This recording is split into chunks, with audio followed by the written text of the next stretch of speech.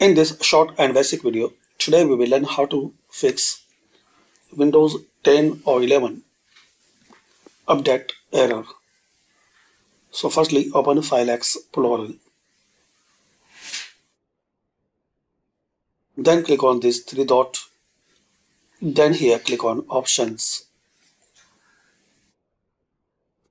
Here click on View and scroll down and find out Hide Protected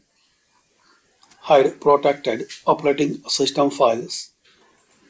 Uncheck that one. Then click on Apply. Then here click on OK. Now this PC, open C drive. Now here you will see this $sign Windows folder. Right click on it and delete.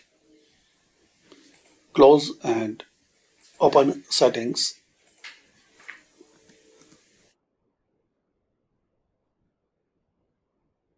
Now check for Windows Update.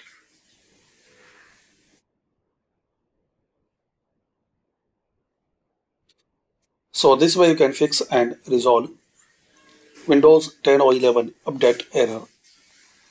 Thanks for watching and comment this method work for you or not.